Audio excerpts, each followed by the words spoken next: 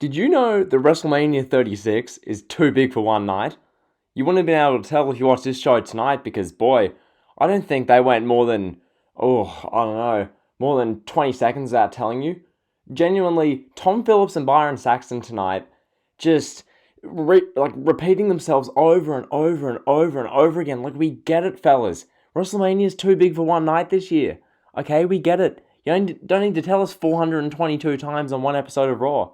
Okay? Literally, they just kept saying it and saying it and saying it. They must think their audience is the biggest bunch of brain-dead twits. They must think we're the biggest bunch of clowns, the biggest bunch of imbeciles. Like, we heard it the first time. We got the point. WrestleMania is too big for one night. Okay, you haven't explained why. Is that because there's too many matches? Is that because there's too much garbage? Is that because you don't want the Performance Center format to be overexposed in one night? Like, why is WrestleMania too big for one night? How about you explain that, Saxon and Phillips? You just charisma vacuums, you two. Tom Phillips, the great body shop man. Byron Saxton, he just smiles. Like, I mean, honestly, but anyway, this Raw wasn't even bad. Like, as a show, it was actually, like, do I say Raw was good? No. It wasn't a good Raw, but the promos throughout this show were excellent. I'll say that much. Like, Undertaker opened the show, did pretty well. Like, his thing to AJ Styles was really good. I'll talk about that later. We had Kevin Owens doing a really good promo about Seth Rollins. Like, the Owens and Rollins promos these past 2 weeks have been really good. We also had, We had another one. We had Edge at the top of the third hour. He did a really good promo. Paul Heyman did a great one at the end with Brock. Like, we got 4 really good promos tonight, which is more than what I expected to get. I expected 1 or 2. We got 4. So, in that regard, I enjoyed Raw. But then again, we did get 2 match replays. We got the full WrestleMania 35 women's triple threat main event, winner-take-all match, pretty much the whole first hour. That was less than ideal. And then we got Brock Lesnar versus Rey Mysterio in the third hour, which is really random. But, outside of that, I actually enjoyed this show. For the most part, obviously, as I said, them telling us that WrestleMania is too big for one night 417 times in one show gets a bit annoying. It really does. They think we're the biggest bunch of clowns. And granted, this show, as I said, it wasn't that bad, but that pissed me off. And it had some good moments, had some bad moments. It was just an alright show. If you missed it, you should probably go back and watch these promos. But definitely not a show you want to watch back for all 3 hours because, oh my god, they have to drum into your head that Byron Saxton, Tom Phillips, no, it's too big for one night.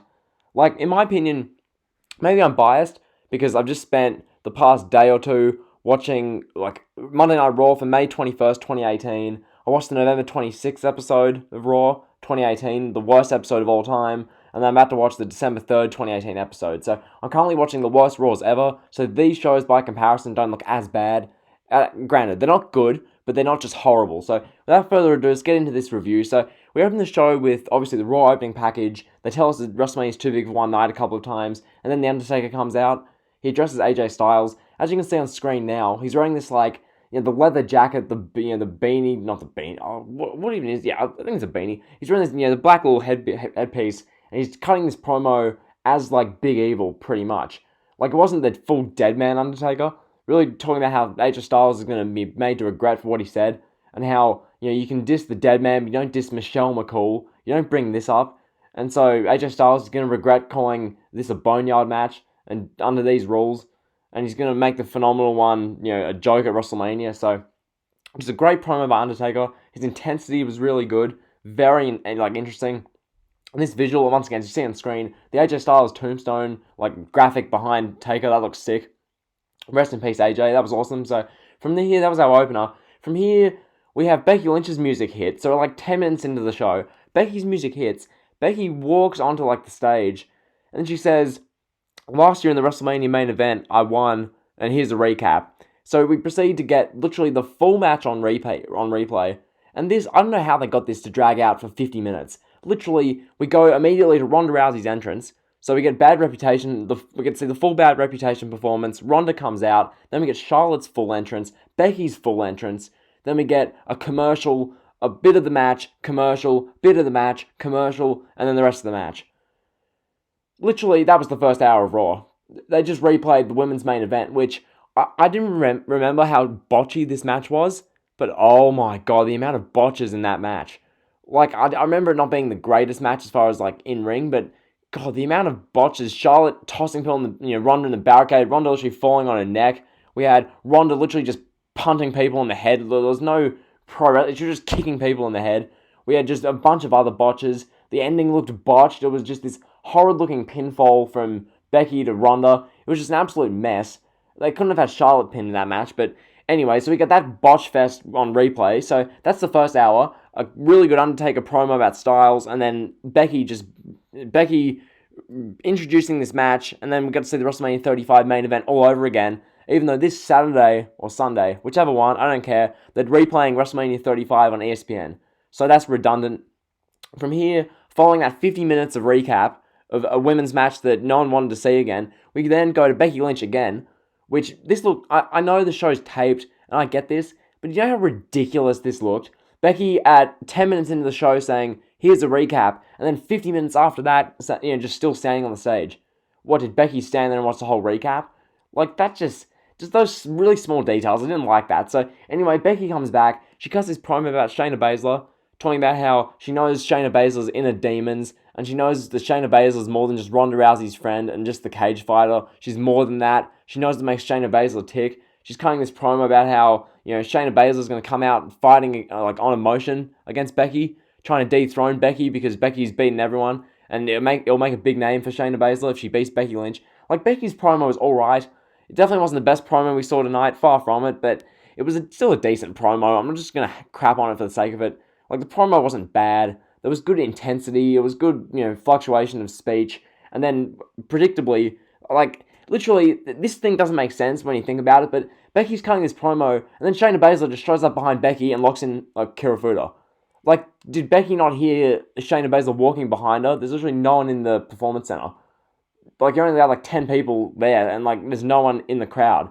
So, what, was Michael Cole sneaking up behind you? Of course it's going to be Shayna Baszler. So, Shayna Baszler locks in the Kirifuda, proceeds to toss Becky in the announce table. That bump Becky took looked pretty rough. And then from here, Shayna Baszler gets the Raw Women's title, looks at it, throws it at Becky Lynch, and walks off. So, that was a decent segment. I didn't hate it.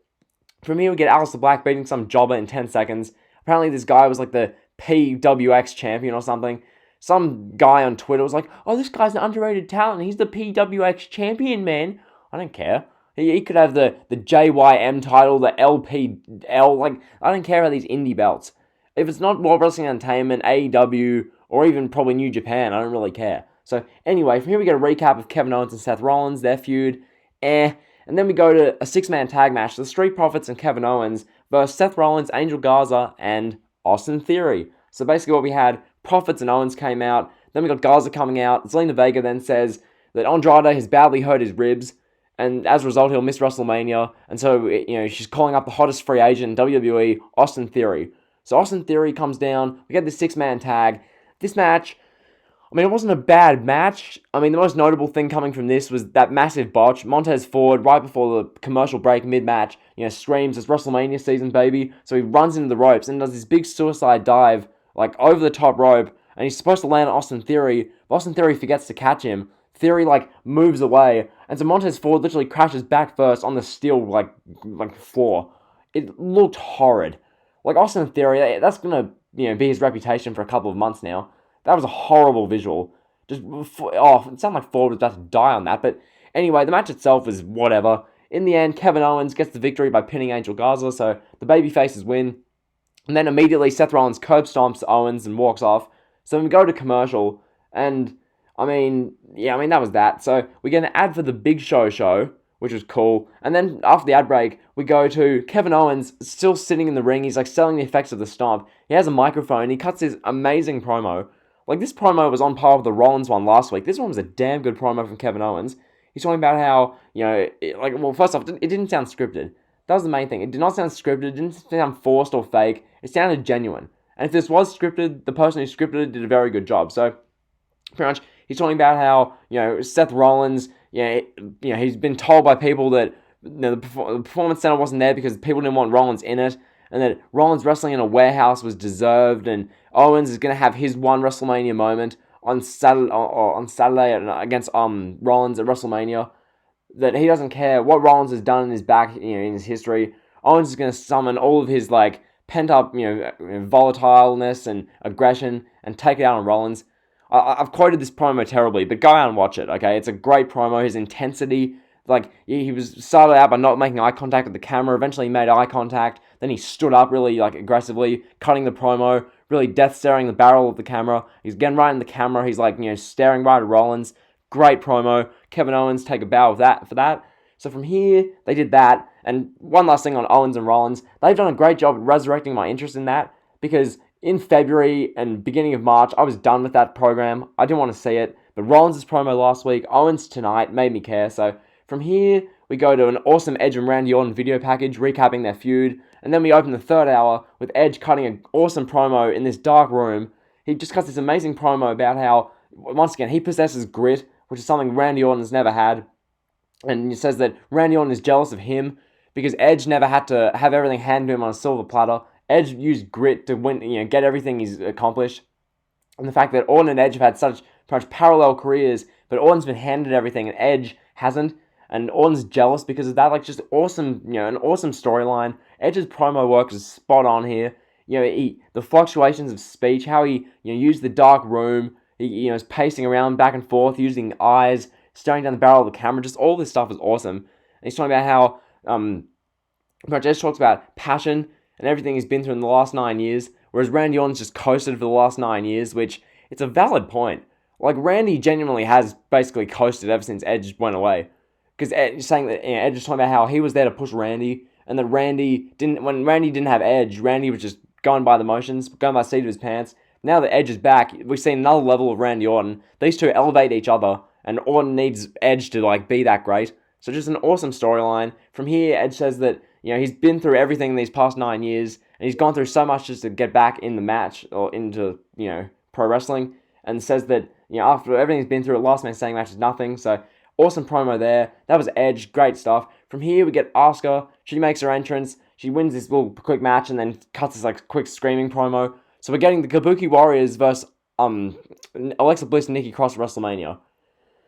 Don't really care myself, but anyway. So from here we see this is our build for Rhea Ripley, Charlotte Flair on the go home show to WrestleMania. Literally, we get Rhea Ripley walking into the Performance Center, Charlotte Flair ambushing her, kicking her into a garage door, then Charlotte just walks off, as literally a half a second, or a fraction of a second after Ripley hit this door, we had a referee and a trainer rush in. So talk about making this look as fake as possible. So we get, the whole thing being broken up, Charlotte just walks off, Rhea Ripley's like, I'm no rookie, and that was it. So from here we get a full match replay of Brock Lesnar vs. Rey Mysterio at Survivor Series 2019, and I thought to myself, Brock's only storyline besides McIntyre in this 7-month reign has been Rey Mysterio.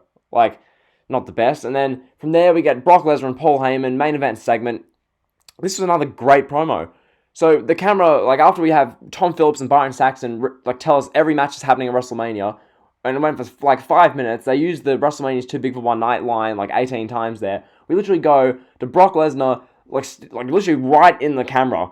Brock was so close to the camera this week. Last week he was a bit further away. This week he's right in the camera. Heyman's behind him, and he's cutting this awesome promo about how Drew McIntyre is not just some guy, and that, Drew McIntyre is special, Drew McIntyre is amazing, Drew McIntyre is legitimate, and Paul Heyman says that all the people back there in the locker room, it's the most talented locker room the company's ever had, but Drew McIntyre is more special than any of them. It's Paul Heyman put over McIntyre big in this promo. Brock looked all legit. He looked super credible here. Brock just looked like he was going to just break stuff. It was just awesome. Heyman with an incredible promo to close Raw. So that was the go-home show for WrestleMania 36 on Raw. Pretty much, if you didn't watch the show, just know that WrestleMania is too big for one night, that Brock Lesnar and Paul Heyman are ready for Drew McIntyre, The Undertaker's ready for AJ Styles, Edge is ready for Randy Orton, and then Kevin Owens is ready for Seth Rollins. So that's what we got out of the promo segments. We got a full replay of that Triple Threat WrestleMania 35 main event. We got a full replay of the Survivor Series WWE World Heavyweight Championship match. So that was Raw, the Go Home Show, March 30th, 2020. Hopefully you enjoyed the video. If you did, be sure to like, comment, sub. You guys know the drill. See ya.